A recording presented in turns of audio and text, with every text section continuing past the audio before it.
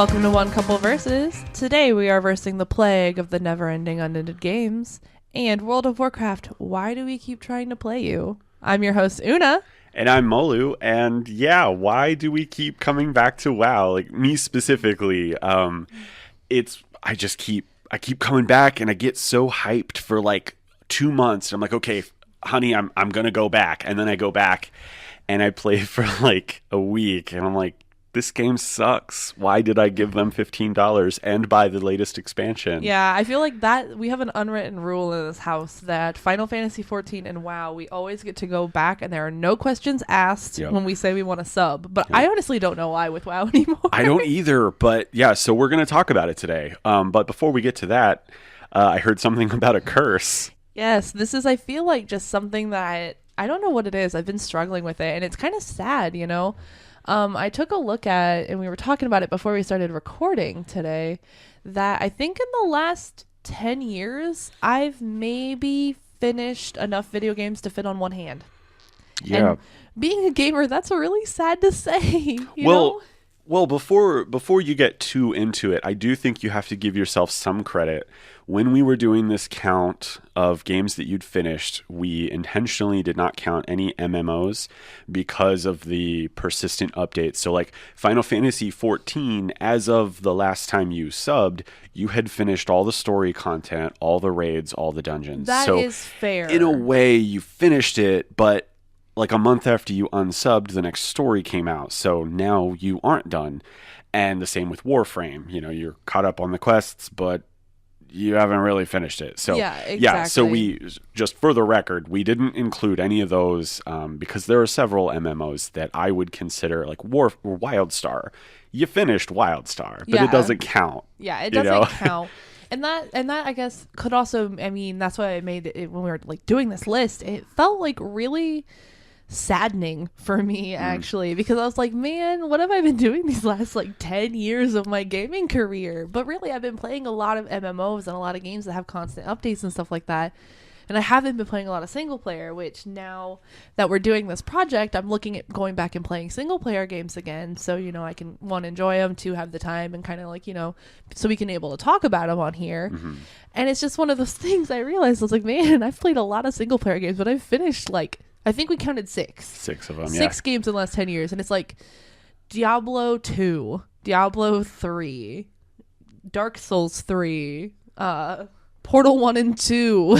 Like the most weird games ever. Yeah, it's a strange list considering like you've played games like Horizon Zero Dawn and, you know, Bloodborne and The Witcher 3 and Nier Automata, and then you didn't finish those games for one reason or another. Or we just did a Tennotalk episode. At the end of the episode, we talked about Octopath Traveler, and we were both so hyped on this game and loved it, and we finished like Act 1 and then kind of stopped playing it. And what's so sad is I actually sat down, so we got a new set, and we got like, we don't have a couch, we actually have chairs now, so we finally have a place to like sit in our studio and play PlayStation and console games.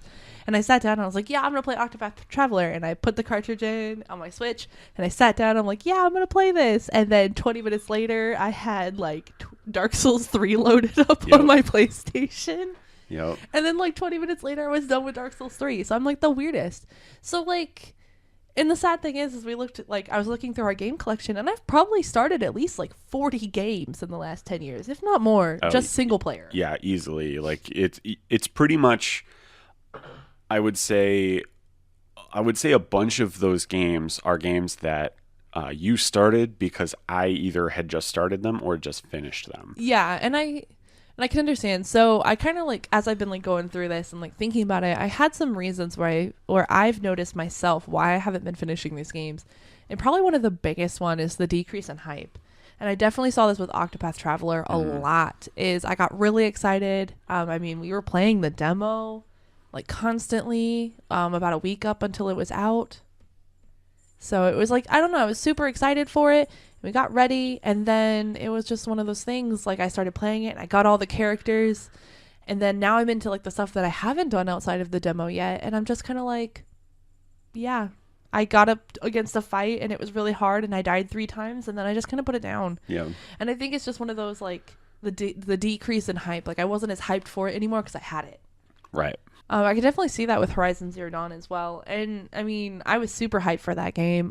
It was a rough day at work, and I came home, and Molu had dinner ready for me, and he already had Horizon Zero Dawn downloaded onto my PlayStation and ready to go. Yep. And I was so excited, and I played it for like 2 weeks, and then I hit a wall, and I just stopped playing it. And then I tried to go back to it like months later, and I'm like, I can't beat this fight. And I just haven't touched it since, and it's been a year. And aren't you on like the final boss? No, I'm at like the turning point. I'm at the climax. Okay. I'm at the part where you get dropped down into this giant crocodile monster, and you lose all your gear, and you have to have it charged like the pillars. Okay. And it's the one, like, they gave me a warning and everything, so I should not have clicked this. So, spoiler alerts, if you are playing Horizon Zero Dawn and you get to this point and there's a quest that says, after you do this, accept this quest, you cannot go back. So, finish everything you want on the side.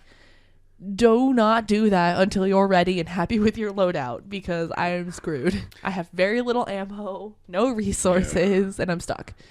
So, yeah. So, that's been the biggest one. And another one is another game comes out for me. I've seen this before with a couple of them. I know we've been going through, like, I get really excited for a game, I get it, I play a little bit, and then I'm like a squirrel or a dog seeing a squirrel, and another game comes out, and I'm like, ooh, that one, and it's like the new shiny thing. So I'm always chasing that new shiny. But I think one of the really interesting things about this, and I didn't think about it until I opened up my Steam account and looked at how many early access games I own. That are still early access. And I think that there's an early access plague that can also be brought into this. So like My Time in Portia. So it's a really cool builder game. If you like Stardew Valley, you'll definitely kind of like this. It's a very crafty heavy building simulator, something like that. And I love that game to death. And I finished all of the quests and everything in it. And then I stopped playing it. And then I missed a couple updates. And I haven't gone back to check it out because the game is still in early access. Mm-hmm. So they're still putting updates out and stuff, but the game is not out yet. And I realized, like, I've had a lot of early access games too. Yeah. I know we've looked at early access games too. Yeah, we've talked about that with like Crowfall. Like I barely even touched that because I'm terrified that we're going to be sick of it before it ever even really comes out. Exactly. And we've even had this discussion with Ashes of Creation, which is another MMO that's coming out that we backed, and we are in all of the alpha stuff. And the Alpha 1 just started. So they're doing stress tests right now just to make sure the server stuff is. And then they're going to be doing like scheduled PvP stuff coming up. And we're like, yeah, the scheduled stuff is really cool, but we're also going to be getting into the persistent one as well. And we're like, we want to play it, but we also don't want to play it because we don't want to like burn out on it. We don't want to like see something that like makes us not happy with it before it actually gets polished. I don't know, like early access games I think are huge on this not finished. And I bet a lot of people out there that are playing games, if you're playing a lot of early access, I'm wondering if you guys go back and finish those games. Yeah, like once they're out or if there's updates. I don't know, like, and I realized that too because I re-downloaded My Time in Portia as well, and I was really excited because I read through the updates on the Steam page and everything. I was like, oh cool, there's more stuff. And I logged onto my old file that had done everything, and I was so confused. I was like in the middle of reorganizing my farm and my workshop, and I'm like, I have no idea what I'm doing right now. So I started over. Nice. Of course. Yeah. And then I logged out. So right, because and that's funny that you mention that because I feel this way about a lot of online games is when you have reached a certain point. I guess I feel this about a lot of games in general. Yeah. You reach a certain point and you can't get back to that because you'd built up a certain level of skill and knowledge of how the game works and everything, and then you were gone for 6 months. So you come back and you can't physically play that file anymore. But you don't want to start over because you've already done all that stuff. And you already know that much. Yeah, and that's where I'm at with Dark Souls 3s. I have not finished the 2 DLCs that came out for it, even though I finished the base game, because now, like, my character is, he was built and, like, skilled and armored, all that stuff around how I was playing, and now like I'm not up to that caliber anymore because it's been like a year since I even turned the game on. So I went in when we got all this set back up, and I tried to play it, and instantly like one shot by like baseline enemies that I know I can handle, and I'm like, I am so out of practice. I'm just going to wait till we cover Dark Souls 3 on one couple verses because I'm not going to be able to do this. Yeah. And what's so funny is I did that too. Because I think my Dark Souls 3 character is like level 120. And like is a weird pyromancy magic with like a lightning uchi katana. Like I have no idea what I was doing on this character. Yeah. And like at the time, like you knew exactly what you were doing. Like you had a build in your head and you had these like certain things. I was the same way. Like it's all miracles with like absurd, cast times, and like he's almost pure faith build. And I'm like, so then I run in as like, a green newbie, and I'm just like trying to hit stuff with the sword. I'm like, why is this not doing any damage? Like, because I'm an idiot. That's why. Yep. And I'm pretty sure on both of our accounts, at least the ones that have our characters that have beaten the base Dark Souls 3, I'm pretty sure we've done all of our respecs that we're eligible for at this point as well. I have for sure. Yeah. I know Molu had, and I'm pretty sure I'm close. I think I have one more. So we're just going to have to start over at this point because that is such a heavy skill game. Oh, darn. Starting over the best Souls game. I know. Bloodborne is the best of the whole thing. Fight me. But yep. Dark Souls 3 is better than 1 and 2. Which is actually one of the games I haven't finished is Bloodborne. Now, Bloodborne, I have a little bit of a different reason why I didn't. That one was messing with my anxiety really bad. So when we were playing through with Bloodborne, Molu would have to play with me. Yep. And we would literally have to like ringing bell each other into the game because I could not play that alone. And I don't know why, because I'm fine in Dark Souls. Yeah, Maybe it's like an aesthetic thing. It could be. I don't know. But I can't play any of these games alone because I'm really bad. Like I depend on, you or my brother to like keep the bosses aggro because I'm so we're terrible. Meat shields. You are meat shields for me so that or I just have to like be the meat shield and survive while you guys do the damage, however it works. Yeah, I just don't have the dexterity and mental fortitude to handle it by myself. I will say that's kind of funny because you played Dark Souls 1 mainly by yourself, which I think is hilarious to me that now like by Dark Souls 3, because I watched you play Dark Souls 1. Right. And now, I remember you like only summoned in a couple times for the bosses, especially for the final boss. Yep. Yeah. I could not handle the final boss on my own. He was just too brutal. Yeah. And then now in 3, where you can summon NPC phantoms, I don't even summon those. Like I have to get real players. Yep. The NPCs are just little like cannon fodder, honestly. Yeah. But yeah, I don't know. So as I've been thinking through all of these, and the reasons why I haven't finished, I'm trying to figure out ways to like combat it and finish more games. So I feel like there's 2 big mentalities for this. It's the pick one and don't switch until it's finished, or set goals. Like I want to finish this game by then. So you allow yourself more time to play other games, but you're still kind of focusing on one, or literally the pick one and don't switch. Now, I'm a little mixed on what I should try here. If I should do the pick one and don't switch or set a goal. I don't know. Have you had any of these that have been helpful for you? I'm not sure because like I was looking through my Steam library and there is a pretty hefty group of games that I've only finished like 4 or 5 games in my whole Steam library. Like the Tomb Raider remake and pretty much everything else is like MMOs. I finished oh man, I can't think of the name of it. The one where time moves when you do. Super Hot. Oh, Super Hot. I finished Super Hot. And hot. Yeah, and there's like 1 or 2 other games that I finished. So I'm pretty bad too. It tends to just be like physical games. Like I can hold my copy of Nier Automata, so I finished it. And Witcher 3, I haven't done the DLCs, but I finished the base game. But I'm so mad about our physical copy of Witcher 3, by the way. Yeah. For PlayStation 4. Yeah. It is corrupted. So anytime I try to download it on my PlayStation and like put it in and stuff, I can see the tutorial. Oh, I can see the loading thing, and it's gone. Yeah, I know. We got rid of it. We don't have it anymore. Yeah, we're going to have to reacquire that. Yeah. But yeah, and to be fair, most of Molu's like game library stuff is stuff from Humble Bundles that I just gave him because I didn't want those games, or like random games he was gifted by his brother. So a lot of those are like just seriously random games. A lot of them are games I haven't even started either. Yeah. But I don't know. It's one of those things. So I think for me, what I'm going to do is I'm going to set a goal. So I want to finish one game by the end of the year. So now it's just deciding which game it should be. So I've narrowed it down to, I think, 5 choices that are pretty reasonable. And these are all single player or one's technically a single player multiplayer game. But it's Witcher 3 and all the DLCs, because I'm going to put those in there. Horizon Zero Dawn and its DLCs. Bloodborne and its DLCs, which we own, so that's good. Xenoblade Chronicles 2, which just had DLC coming out, so I'm just going to try to focus on the base game for now, because I literally just started that game and then put it down again. And Octopath Traveler. Now, Octopath Traveler is probably 100 hours just base, and then nobody knows what's after that, so that's going to be a long-ass game. I would argue Xenoblade Chronicles is 2.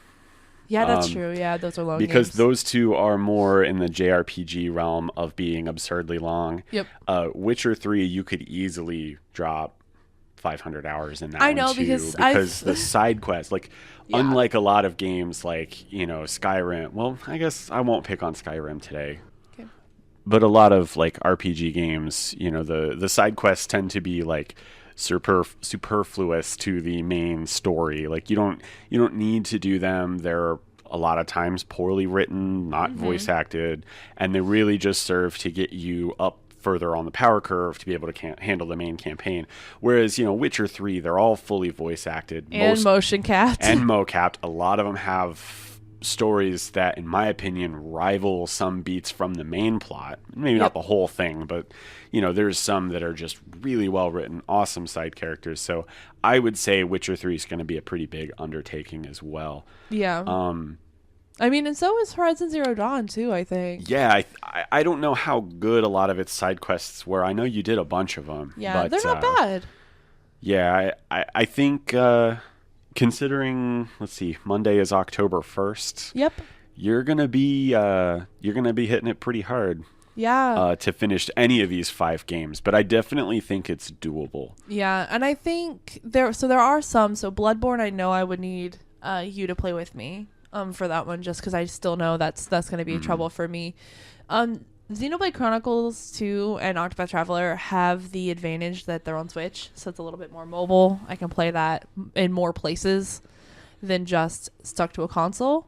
And I don't know. My heart is kind of leaning towards Witcher 3 and Horizon Zero Dawn. Maybe because those are the 2 games that I was super excited for. I was really excited for Witcher 3. I still listen to the Witcher 3 soundtrack. Oh, yeah. It's beautiful. And Priscilla's song, The Storm of the Wolves, I think is what it's called. Oh, man. Yep. Oh, Melt. That is so good. And Horizon Zero Dawn was such a big thing for me. As far as, it was the first time one that I really attached to a character. Yeah.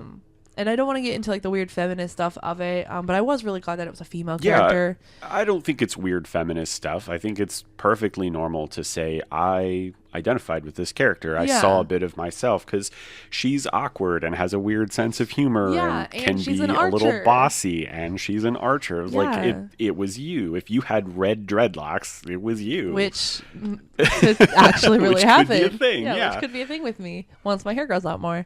So yeah, like it was just one of those things. I was super excited just, to have a bow, because being a traditional archerist and being a hunter, like I really liked that, there were no real guns and stuff. It was really just about the bow and the cool stuff you can do with it and setting traps. Cause that's stuff I do in real life. Like that's how I identified with it. And it was really cool. I will say, in a desperate way, you need to play the 3 Tomb Raider reboots. I know. The first 2 are so wonderful, and they're relatively short. Like you'd feel like you finished the game. So yeah, and definitely with the 3rd one out now, that is definitely something we're looking at, is going back through those 3. So hopefully we could do that. And I might add that to this list because they're not one that I've started, but I have watched you play them, at least the first one. So I'll definitely check that out. But like I said, I think it's in Witcher 3. Because Witcher 3 is by far one of the best fantasy games out there right now. Yeah. In a fantasy world and everything. It's got plus the attention to detail that Project CD Red did to that game. Wow. And the fact that Cyberpunk 2077 is coming out and we've seen the E3 demo that was playable, like, holy crap, those guys. Right. You guys are amazing.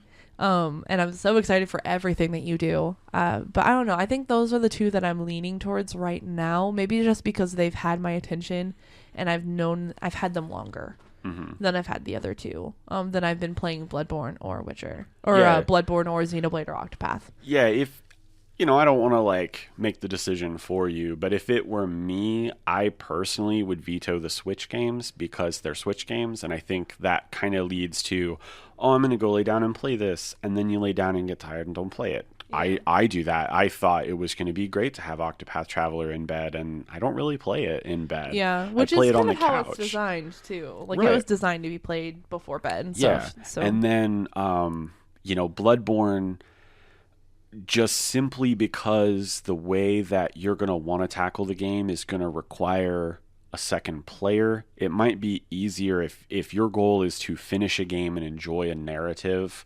A single player game is definitely going to be where it's at. A little more in the sweet spot, I think. Yeah. So I definitely think so, especially because we work different schedules now and we're constantly working, it feels like. Yeah. Always at work. Yep. So yeah, I think so. My goal is to finish one by the end of the year, just because it's something that I want to do, and I'm kind of motivated because I saw in one of the Facebook groups that I'm in for gamers who journal and do like bullet journaling and planners, stuff like that.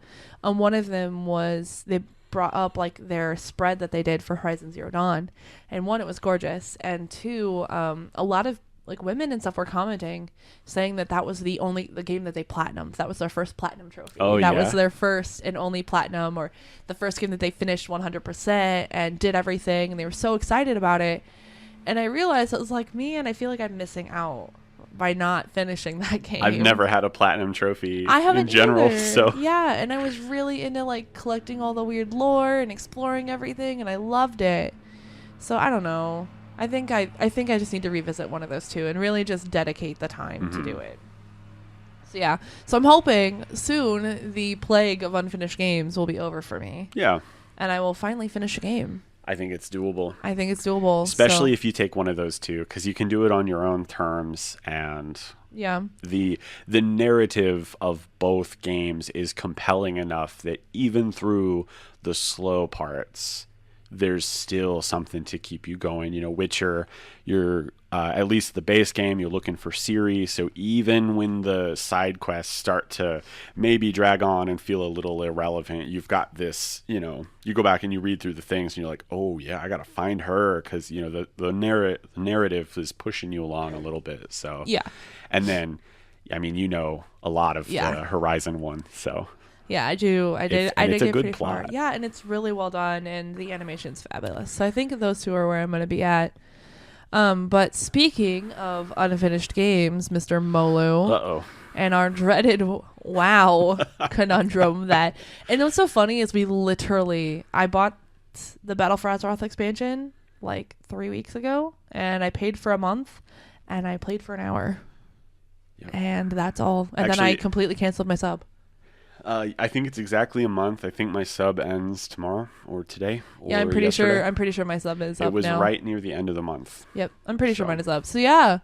So you've been playing WoW a lot longer than I have. I started playing WoW in early 2005. Oof, that's right when it came out, right? Yeah, it came out in 2004. I think it was like September. Yeah, I think it was late in the year. Yeah. Because I remember when it came out, because I was playing RuneScape. Yeah. Suckers.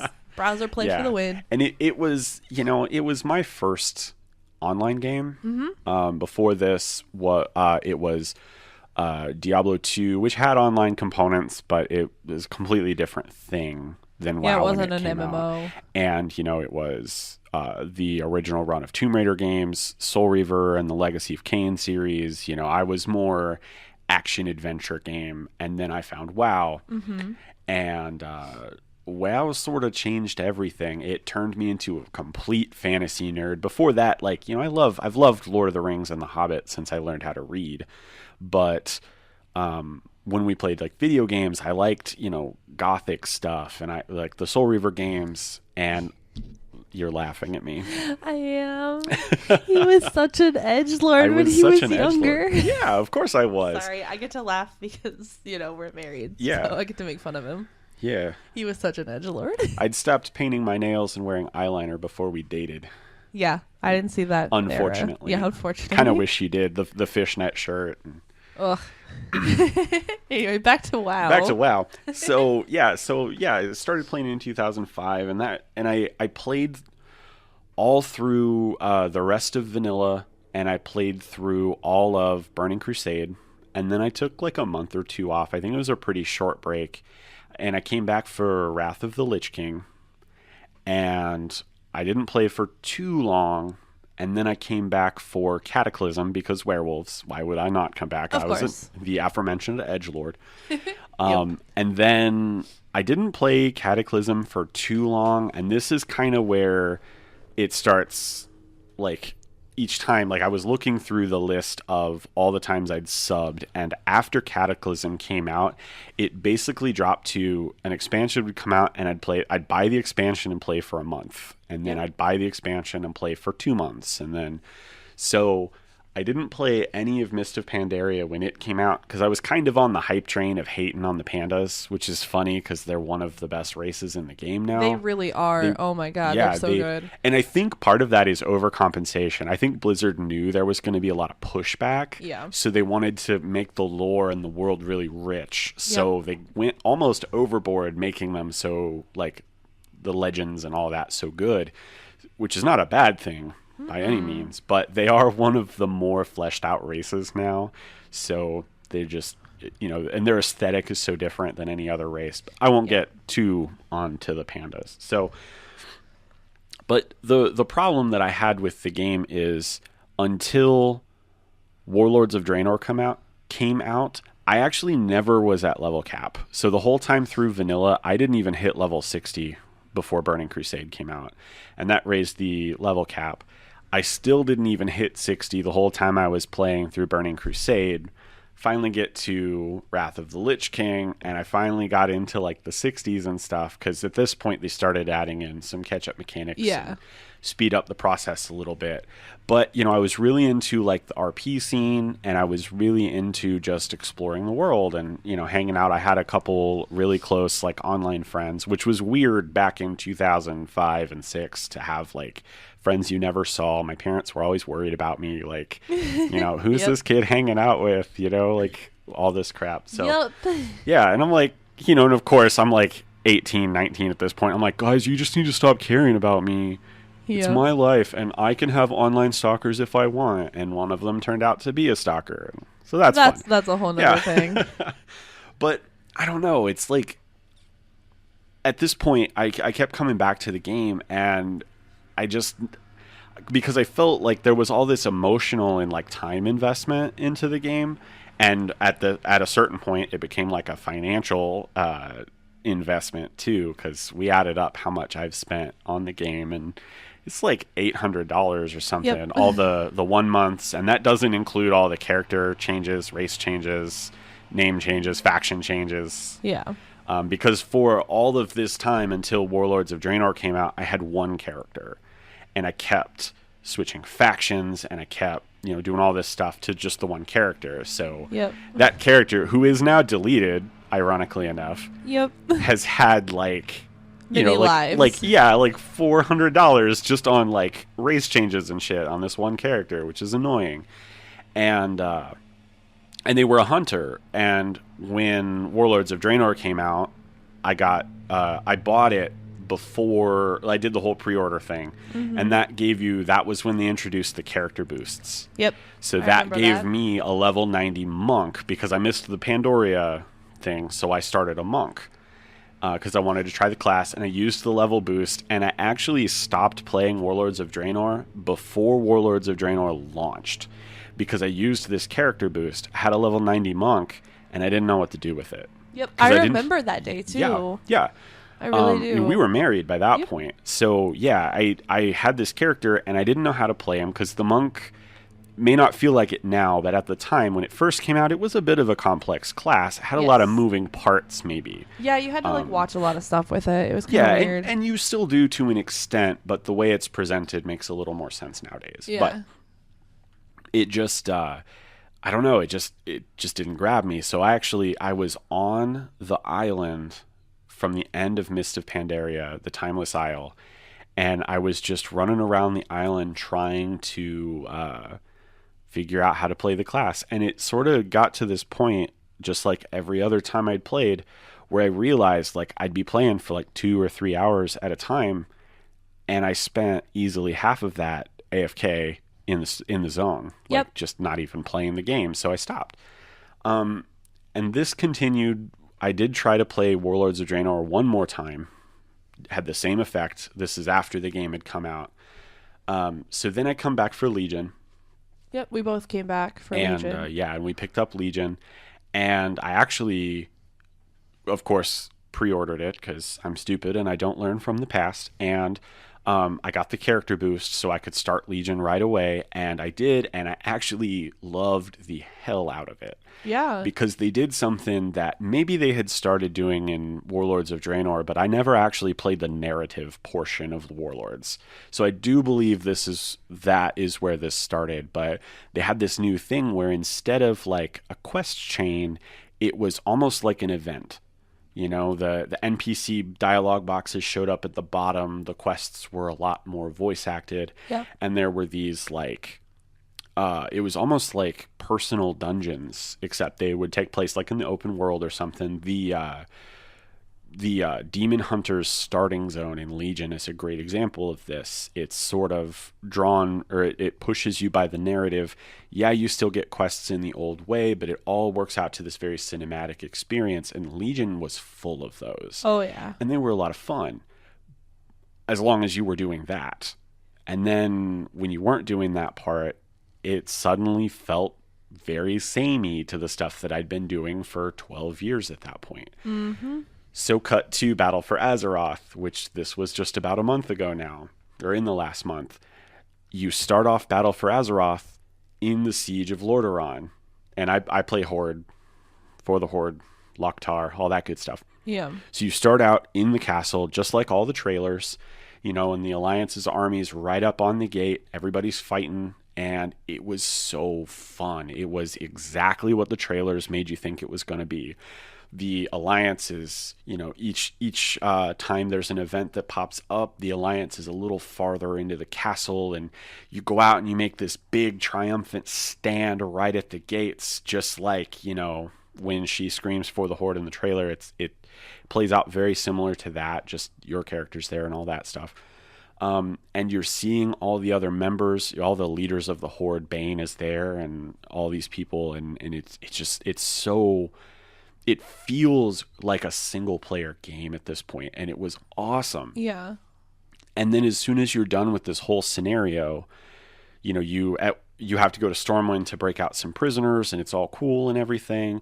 And then it's like, okay, now you're on this new island for these new trolls, and then suddenly it felt like playing vanilla WoW again. Yep. It just drops off, and I'm like, you can't open it feels, I watched something about this the other day, it feels like Destiny expansions. The first and last quests are these huge story numbers that have all this, it's like a musical, right? Yeah. These are the 2 songs from the musical you're supposed to remember, and then there's all this filler that's completely irrelevant just to pad out the expansion. Yep. And that's kind of how this felt to me.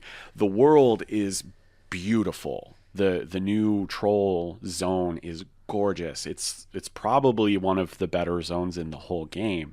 Now, I've seen screenshots, and I actually think the Alliance got the better open world zones. Yeah. Because they've got a very Witcher 3 it's very level zone. sea shanty town Yeah. thing. I don't know. It looks really cool. It does, yeah. So that's cool and all, but then you get to these other problems, like, you know, the combat's fine. The combat's never really changed, but what happened with the weapon? Like, you lose the artifact weapon, and I know a lot of people, like, when they play games like this, they like the incoming loot, and they like, oh, I got a new sword, I leveled up, I got a new weapon, boom, I leveled up, I got a new chest piece. And for some people, that's really fun, but for Legion, I actually loved, and this is like the only thing I liked about Blade and Soul, is you have your weapon, and you level it up, and you grow its power. And I loved the artifact weapons for that. Yeah, I think when it came to Battle for Azeroth, we saw the original trailer come out, and I was like, holy crap, that looks really good. And man, I hate Blizzard for their Blizzard polish and making these cutscenes look so fantastic. And man, I just want them to make a movie and so I can enjoy it with their animation style and everything. The Warcraft movie. Don't get me started. I know, right? We don't have time. We don't have time. But it was one of those things, like, I got really excited, and, we were seeing screenshots from the zones, and I was like, holy crap, this looks great. And then we saw some more information, and they're like, artifact weapon is now gone, and you get an artifact amulet. And I was like, that is bullshit. Yeah, I didn't go through all of this to, like, get Legion, to buy an extra level 100 boost because I used mine on a character I wasn't happy with, and a class I wasn't happy with, to go get this really badass artifact weapon, to start doing Legion content with it, to just turn around and it be worthless and get replaced in the first quest. That felt like the stab from Final Fantasy XIV for me. Yeah. Because Final Fantasy XIV does the same shit, but not with artifact weapons. You spend all this time grinding dungeons to get this currency, to turn around and get this really high end. You do the raids to get this top tier, like, raid armor that only you can get by doing the hard raids that you need a static for, and you get to be super elite, and then suddenly, the next expansion comes out, and 5 levels into it, or 5 quests into it, you get a piece that's better than what you worked, like, months to get. Yeah. And that was what happened with the artifact weapon, and that immediately was like, check it out a little bit. That really sucked. Like, as soon as you finish the whole siege of Lordaeron, you get a weapon. And I actually think this was really big misstep on Blizzard's part, is as a Fury Warrior, my character dual wields 2-handed swords. Yeah, of course. They gave me one 2-handed sword. Why? I don't know. That's weird. But I couldn't use just one of the artifact weapons, because the artifact weapon is one item that takes up 2 slots, because it counts as both swords, right? So you were down a sword. I was down a sword. So I kept using the artifact weapon, even though it was like 20 item levels too low, and you could feel that it was holding me back. Now, luckily, warriors, to my knowledge, have almost always been pretty high on the power curve. Yeah, on the power curve. Yeah, they're doing fine. So it wasn't hurting me too bad. For the most part, I was doing fine in the new zones, but it just seemed pointless to take that away. Like, yeah. And I mean, I guess maybe they thought that it was a mistake because it didn't pan out with raid stuff because it was less raid gear to go try to get and all that other stuff. And I can understand that if you're looking for, like, a longevity of your content, especially when you're going 2 years between expansions with very little patch updates and stuff like that, except for a couple other raids opening up. And not like the Final Fantasy level of story progression between the expansions, or Guild Wars 2 between the expansions. So I understand that, but I don't know. I just felt like if it was a mistake and they shouldn't have done it, tell us that they shouldn't have done it and make it right. I think they did, and that's why they brought it back as the amulet, the Heart of Azeroth thing. Like, okay. I think that was kind of the intention. Is they, like, looking back on it, a lot of people liked getting the new stuff every few levels, and I can understand. Yeah, I can, because I do like getting upgrades. Yeah, I mean, I do like it. Whatever. But the thing that I liked the best about the artifact weapon is the way that their transmog system sucks. I really hate it. So this let me pay an exorbitant amount of gold to get my dual swords to be the dual axes that I wanted them to be. And I got to keep it that way for all of Legion. I didn't have to change it every level and a half or something when a quest gave me a new weapon that was 0.04 DPS better. Yeah. Because that's when transmog stuff gets really expensive, and that's when people walk around looking like Christmas trees because none of their gear matches and they're like 12 different colors because, heaven forbid, like one leveling set is all the same color scheme, right? Yeah. And they have gotten better about that. That's definitely more akin to the vanilla experience. But so moving on, because I could talk about artifact weapons for another hour. Yeah, real quick though, you brought up the transmog stuff, and I think for me, just kind of weighing in on this a little bit, because I have bounced off WoW just as much, if not more, than Jeremy has with my rate of play and stuff like that with WoW. But I think for me, the other part of this that just really sucks is I am used to, and I hate to say this because I'm not old, but I'm not too young when it comes to game world. I grew up with a lot, so I'm used to like lower tier graphics. But I think that there's just sometimes when you go to a game and you're like, man, this game is really cool and I really like this game, but I just can't play it because it looks like shit. I think that's WoW for me. Yeah, because the zones are gorgeous. And they do a great job with that. The character models are getting updated.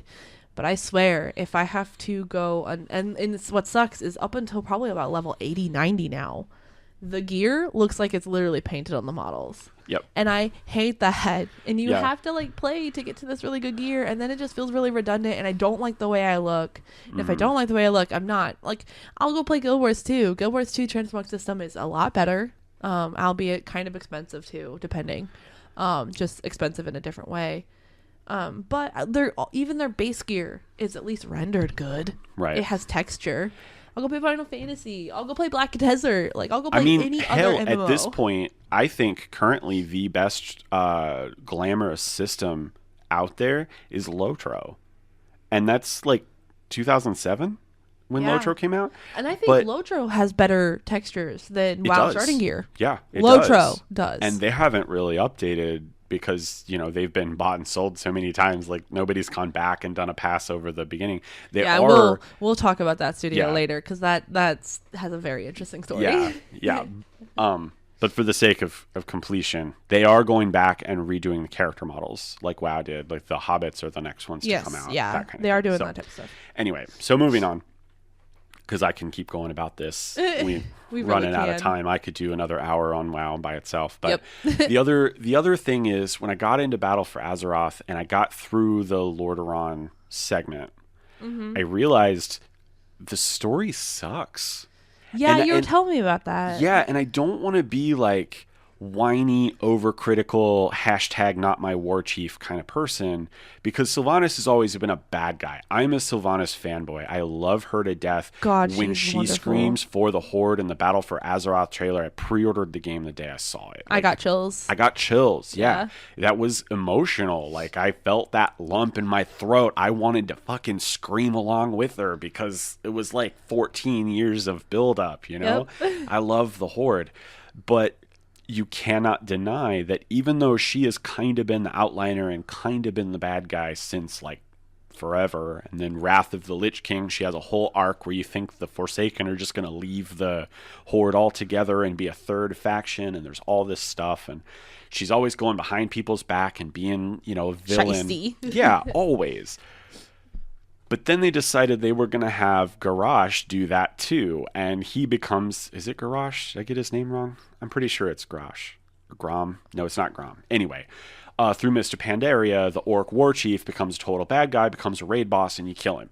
And now it's Sylvanas takes over, and she's yeah, I'm going to lead the Horde to victory. And then Battle for Azeroth comes out, and she's fuck the Horde, we're going to kill everything, and I'm going to be a villain again. And it feels like this is the natural progression for her character if Mist of Pandaria didn't happen, because we've already seen this.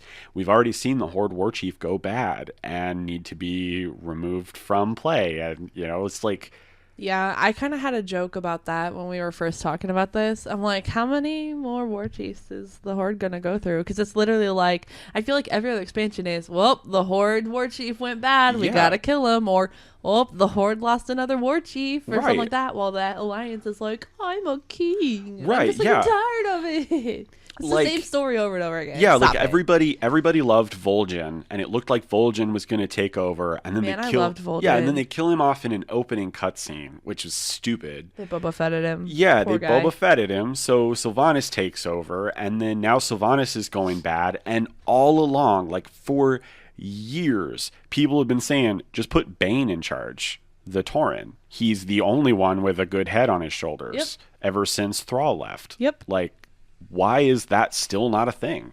You know? Yeah, and it's kind of funny when you look at how many different war chiefs they went through. Yeah.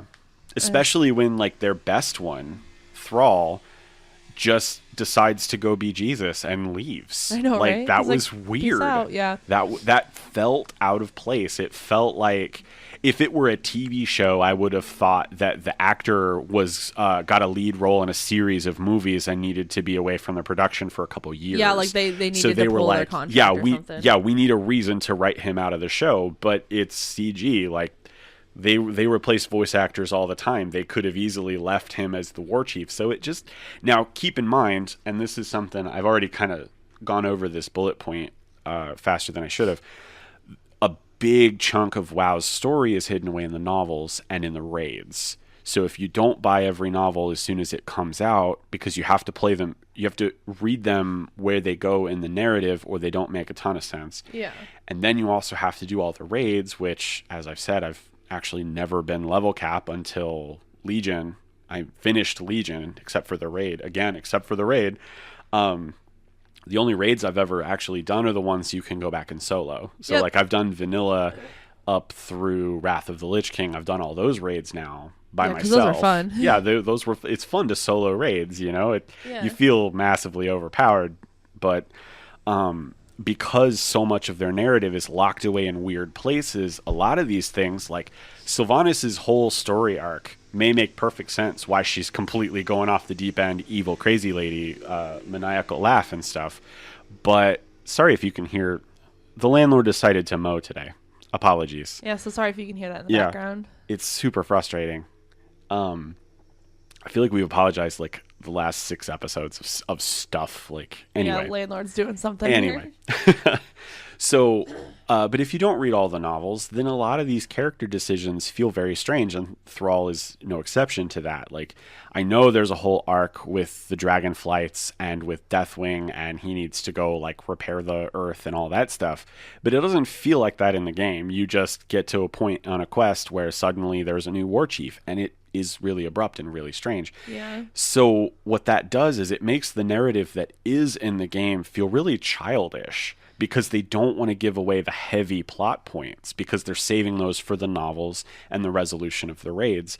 So a lot of it feels like kids playing, and I don't mean to say like, you know, this is a baby game for babies, but it feels a little bit like low stakes. Like, we need to keep everything at low stakes. And the narrative for the trolls in Battle for Azeroth is no exception. Like, yeah, there's like dark bits to it. There's a lot of cannibalism and blood magic stuff in the trolls. You know, they deal with some heavy stuff, but none of it's really weighty. None of it's really important to the narrative. None of it really matters at the end of the day, because they want to save all that good shit for either the raids, I'm guessing, or the next novel. Yeah, there's no impact like with just using another MMO. Final Fantasy XIV has a lot of just very heavy impact into the story, and that's just in the game. And it feels like sometimes, I'm not saying all times, because it does have its story has its faults, but there are some times where it feels like what you did actually affected stuff. Yeah, and like there are real life consequences because of what you did. Or not real life, but like real game consequences because of it, you know. And I remember you were telling me as you were playing Battle for Azeroth, you're like, somebody stole something or something like that, and you were supposed to chase them down, and you went up to the thief that stole it, and he lied to you and said, hey, can you help me gather something? And you're like, sure, I'll go help gather something. And it just seemed really dumb. Yeah. Like, I'm coming after you because I'm accusing you of stealing something, and now I'm doing a quest for you just to pad time. That's actually a whole quest chain in Legion, which I enjoyed Legion, but there's this like Tauren lady, and you do a quest for her, and when you get back from doing the quest, it's a bunch of goblins have like ransacked her camp, and she's nowhere to be found, and they're like, oh yeah, we totally have a permit. She asked us to do this, and your character's just like, dope, okay. And it's like, I'm not that stupid. Like, yeah, exactly. What is going on here? So, yeah, it just feels so watered down and easily digestible. And that's not even to say anything about the good bad dynamic. That's something that this game is never going to get right because they made both factions good and bad at the same time, so that it's more like it depends on your point of view, or if you're the good or the bad. And that just doesn't work for me. Like, you Yeah. need a villain. And they tried to do this a few times with like the Burning Legion, where in order to get a villain, you unite the two factions in a common goal to destroy something even worse than the other faction. And that's when Legion shines. That's when Legion does a lot better. It feels a lot better. And then Battle for Azeroth, they're like, oh, well, now you're back at war. And I know there's all this like stuff with the old gods and everything, but that's not at the forefront. So I don't count that. The game doesn't feel like that. It just feels like, oh, now Alliance bad, and now Horde Horde bad. bad, and Yeah. it feels so like Saturday morning cartoon, which is kind of what I mean by childish. Like it just, It's like the villain of the week type of stuff. yeah, Like the and Scooby Doo episodes. it just sucks. Yeah. And it's really hard. And I know I'm kind of jumping around a little bit, but it's also really hard to like go back to the old quest dynamics of, I just got out of this thing where Lordaeron was being attacked by the Alliance, and stakes were high and things mattered, and the resolution is a little bit like Team Rocket blasting off again, but still. But then, you're dumped on this island for the trolls, and they're like, now I need you to go collect 6 raptor tails. I'm like, really? Yeah, That like what happened? that's Why what can't I you go back? Yeah, that's what you want me to do right now? Like, I'm like the fucking hero of the Horde at this point. I mean, granted, my character hasn't done half the shit he's getting credit for, but still, Yeah. like, it just feels so weird, like, to just go back to the simple like vanilla quest. That's why I genuinely do not understand the hype for the vanilla servers, because love it or hate it, like quest design and stuff in certain parts has improved greatly from the vanilla thing. So it's really Yeah. just like a slower server to Yeah. me, Well, but it's we, just- we won't get too much Yeah, into we'll that. see when that comes out because there's still so much information. So I guess after all of this, Molu and I talking back and forth when it came to WoW and stuff like that. I do have one question for you. Do you think you'll go back again? Do you think you'll try again, or do you think this is kind of like the sign of, all right, I've kind of talked through it, I've gotten my piece out, and I'm kind of done with WoW at this point. I've surpassed it. Because I think that's where I'm at. I think eventually maybe I will go check it out again. Maybe I'll go look at it. Test the water, dip my toe in, see what it looks like. But a couple years down the road. But I don't think I'm ever gonna actually like hardcore play it. I think I'm done. I think I will. I don't think there's ever going to be any moment where I can truly say I will never log into this game again, because I've been playing it for 14 years. Yeah, Like, you have that history. yeah, and that sucks, and I don't appreciate that at all. But Yeah. that's the fact of the matter is I've been playing it since I was 18, and I can't really see a world where the game is bad enough that I'll never play it again.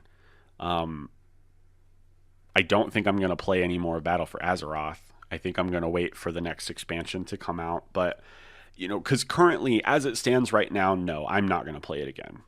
But I know I'm going to see those Blizzard cutscenes are so good. I know I'm going to see the one for the next expansion, and I'm going to say, I think I could try it again. Because it's like, Yeah. we're talking, it's probably 2 years. It seems to be every other year they release an expansion. So, Yeah. yeah, whatever is coming next, or if it's World of Warcraft 2, because I know that, I mean, there's been rumors that was coming for years now. I don't know that it ever will. I think if it was going to, they would have done it at Cataclysm, and they would have done it probably at Battle for Azeroth.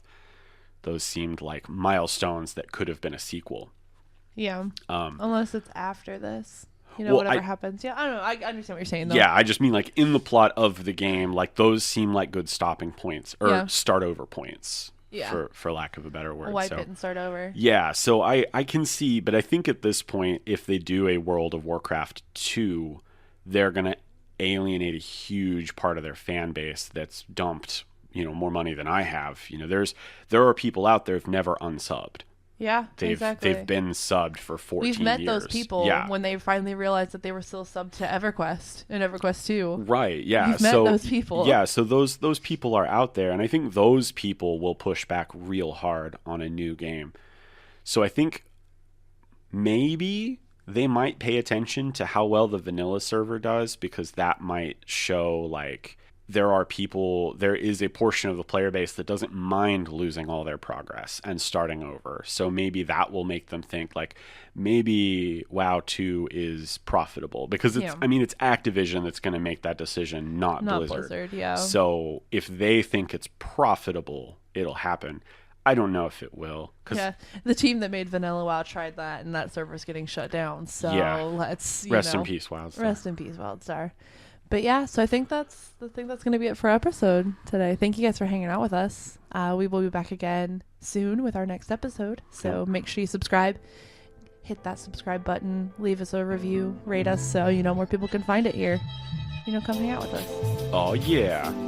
Yeah. So thank you guys for hanging out, and until next time, we'll see you then. Bye.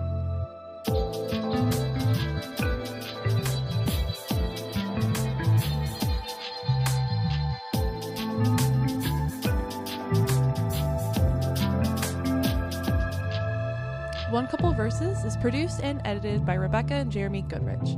Music was provided for the show by Purple Planet Music. You can follow the show on Twitter and Instagram at One Couple Verses, and you can also find links to the official Facebook and YouTube below in the description. Also, you can support the show on Patreon at patreon.com/onecoupleverses. Thank you so much, and we'll see you next time.